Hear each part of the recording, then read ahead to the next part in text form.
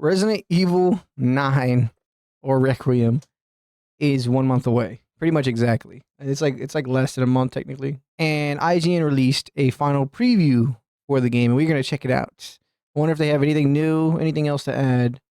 But we're gonna check it out today. And then after this, I'm gonna go watch 2 videos. One being everything I need to know before going into Resident Evil Requiem about Leon. And then I'm gonna go watch a Resident Evil lore video that just explains all the games because I didn't play all the games, and also I forgot everything I played. To be honest, yeah, just remembering all that's kind of hard. I'm not gonna lie. So with that being said, let's jump into the video and let's get it going. That's a great way to start. Pop, pop, pop. Look at that. Ka-chow, baby. With the triumphant return of Leon Kennedy, Resident Evil Requiem is forced to straddle an awkward line between all-out action and methodical survival horror. I'll be honest, before getting I'm a little worried about this this. and seeing the transition in action, I was extremely skeptical that Capcom would be able to create a coherent experience involving both Leon and Grace, the latest highly vulnerable protagonist. Okay. A little worried about the horror factor, but I think it'll be great content. Switching between their polar opposite styles sounds jarring, which is almost never. That girl is ugly. And although it's been a while, oh my God, we haven't been burned by Capcom's desire to push the series towards action before. But I'm pleased to share that from my all too brief 3 hours of hands-on time with Resident Evil Requiem, not I am 100% playing in third person. only does this design really work, but there's also a lot more going on than just a merging of Resident Evil's greatest hits. It's probably going to be a lot of the stuff from the trailer, to be honest, which makes sense. It makes sense. My playtime started with a short test drive of Leon, and Resident Evil 4 muscle memory kicked in immediately. Make no mistake, this plays just like the recent remake, enhanced with some new clever additions suitable for a veteran badass. That's amazing, because Resident Evil 4 was really good. Like, I almost want to go play that right now, I'm not even gonna lie, but Leon I won't. is more handy than ever, with a deadly hatchet that he can swing mercilessly added to his regular arsenal. Leon can also heave axes found in the world, can perform new contextual finishing moves. Am I crazy? Am I crazy, or is this UI a little you know, like, it's like you have the rest of the screen is nice and clean, which is fine, I like that. But then, like, bottom right is just like, I don't know, like, it's the colors are fine, but like, I don't know, it feels like, it just seems like out of place, I don't know. And finally wield the violent chainsaw. Maybe you won't really notice it when playing. Feared the chainsaw, but now Leon has become Chainsaw. Nice. Of ghouls. Yeah. After a short 15 minutes, the gameplay shifted perspective to Grace Ashcroft, Requiem's second protagonist, picking up her journey immediately after the events of the previous demo I wrote about in August last year. Grace and Leon are polar opposites, gone with the tense gunfights and forward momentum of Resident Evil 4, as I was immediately thrust into what felt like a sterile, white, clean version of Resident Evil 7. Ah, no, we don't like that one. Next 2 hours, I explored the Rhodes Hill Chronic Care Center, a somewhat traditional Resident Evil mansion that contains much of what you might expect. Okay, can I just, what's going on? Why did we're walking up the stairs, we see 2 zombies, Care Center, right? We're aware, I'm assuming the person that's playing right now is aware that you can shoot them in your limbs and shit. Like, it was showcased in the trailers and gameplay reveal and all that stuff. If you shoot them in the legs, they'll fall and they'll stumble and all this shit. Why are we shooting them center mass from the side?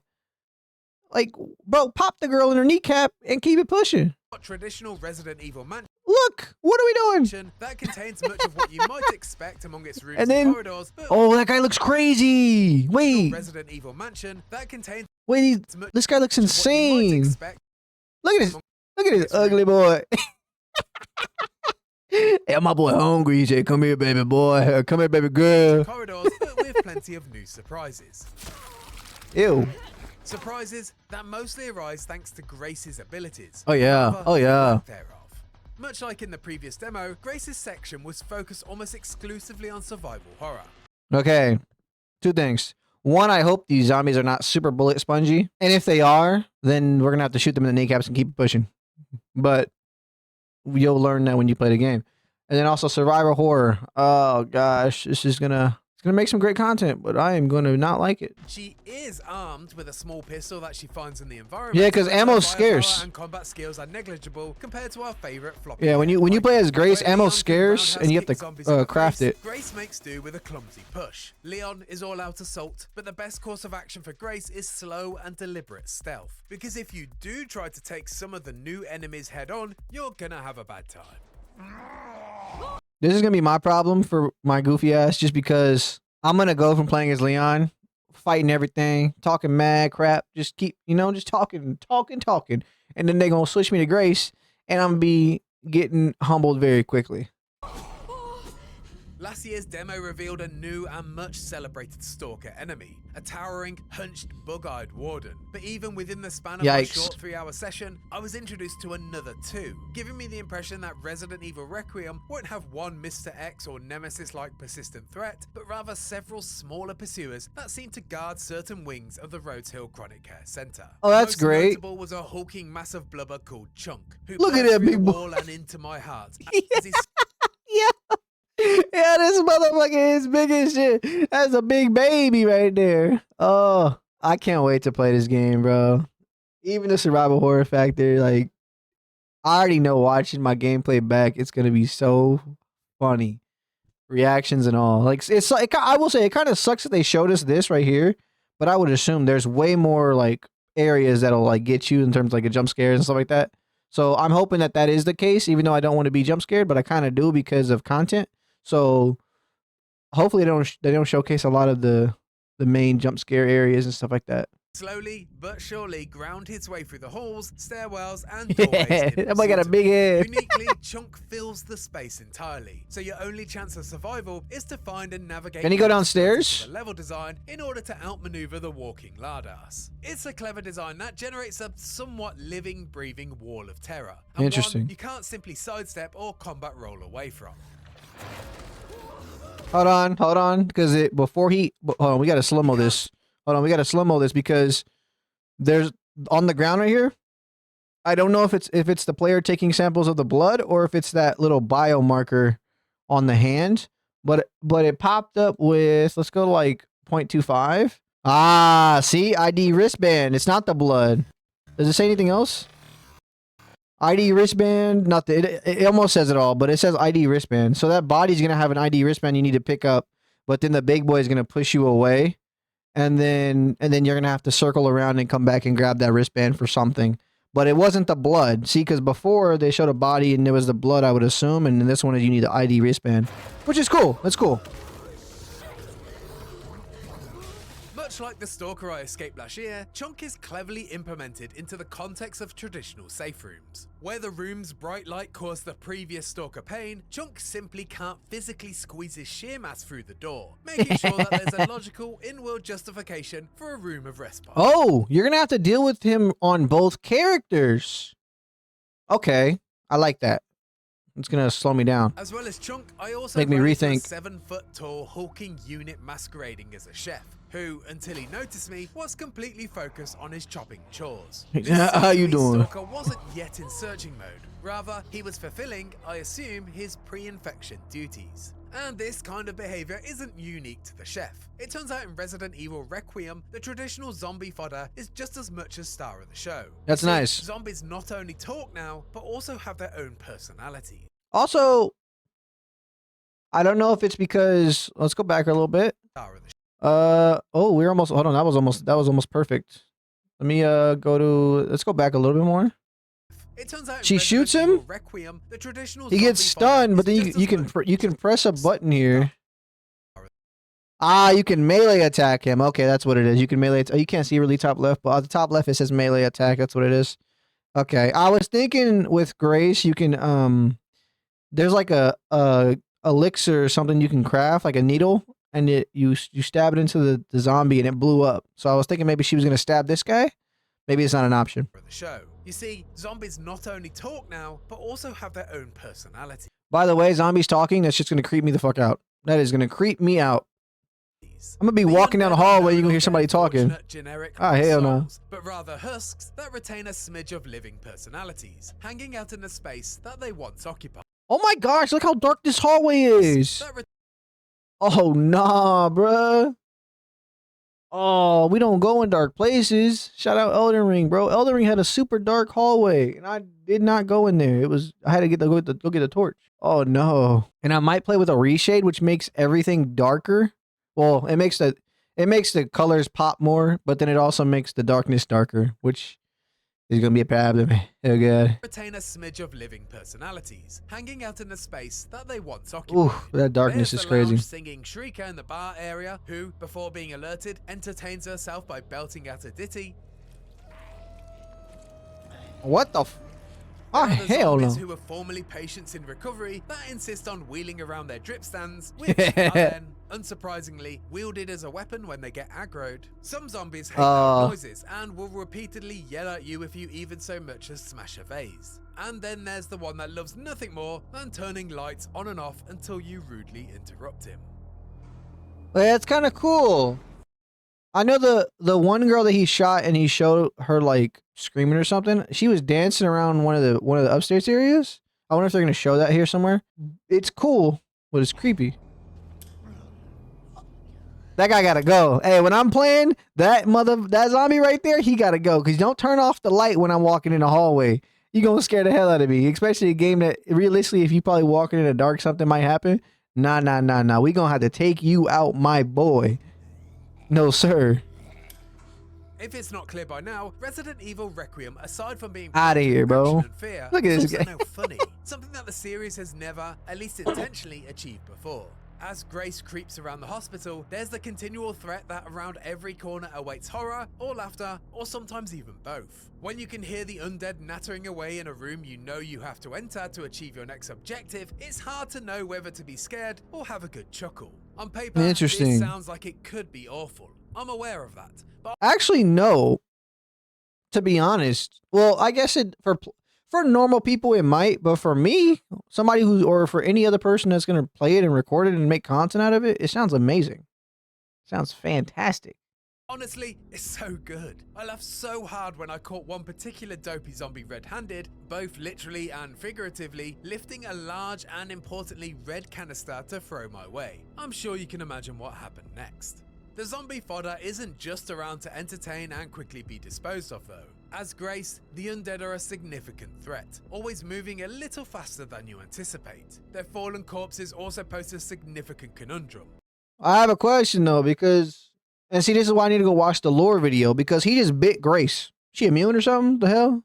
Or does that not? Or can you just craft? I don't know how it works. As they have the ability You just to craft turn into yours? blister heads, a reinvention of Resident Evil Remake's Crimson Heads for a new generation that reanimate Yeah, I really couldn't play these Resident Evils. I tried. The camera angle sucks, but I did still try. And then I ran out of resources, and I was like, "All right, GG's. I'm not starting over."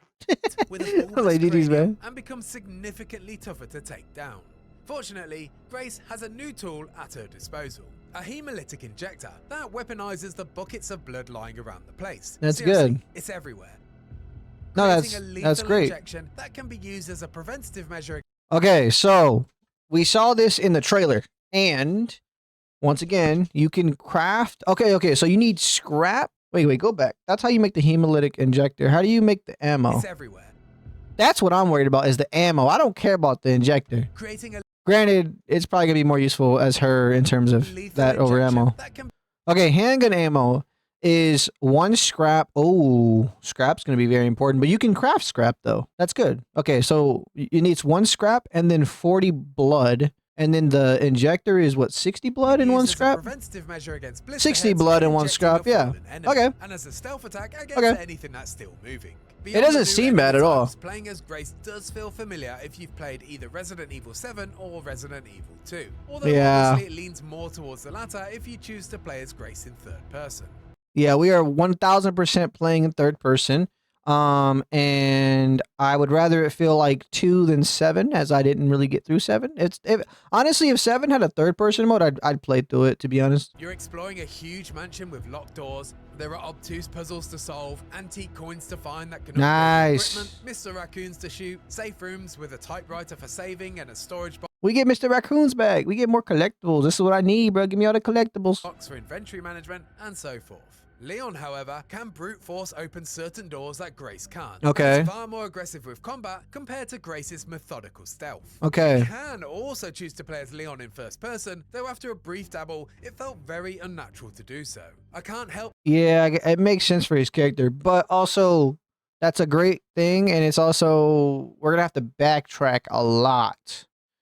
You're gonna go into a room where Grace can't open a drawer or a cabinet, and then you're gonna have to come back as Leon and open that cabinet. And realistically, if you come back as Leon, there's probably gonna be a zombie there or a jump scare waiting for you. Hey man, we'll see how much like. Oh, that's a crazy screenshot, yo. Close your legs. Yo, my bad. And then the other thing they did that was cool is you could play in the setting. You can change it to where you can play first person as Grace and third person as Leon, or you could play first person both, or you could play third person as Grace, first person Leon. You can just swap it as you want, as you will.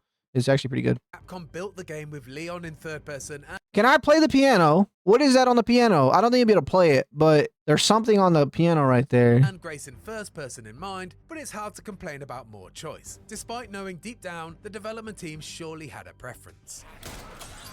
My demo ended with a second, all too short stint as Leon, which allowed me to revisit sections of the care center I'd previously experienced with Grace. Interestingly, this section demonstrated perhaps my favorite element of this hybrid experience. Leon is also exposed to Now my question is this girl come back alive, or did he not kill the girl as Grace? some of the tougher combat encounters that I'd suffered through as Grace, although the perspective, much like my viewpoint of choice, is very different. When I met Chunk as Grace, I immediately retreated and was forced into a game of cat and mouse. The threat is intimidating and encourages you to tread lightly. As Leon, however, emboldened by my newly acquired shotgun, I felt instantly trigger happy, unloading shells right up into Chunk's face and launching hatchet attacks on his head as part of a fight that felt somewhat reminiscent of the El Gigante encounters in Resident Evil 4. Nice. To Grace, Chunk and his fellow creeps are stalkers. To Leon, they're targets. This ethos was reaffirmed when taking on a wave of blister heads with Leon at the end of my playtime.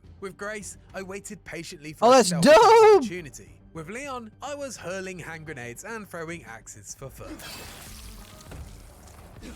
That's great, man. This year is the 30th anniversary of the Resident Evil series, so it feels like no coincidence that 2026's Resident Evil Requiem is combining the best ideas of the saga into what appears to be a fantastically constructed tribute to everything that makes the series so great. Do you like tense survival horror? It's here. Want to go all guns blazing with intense action and a quip-obsessed hero? You get to do that too. Do you prefer playing Resident Evil games in first or third person?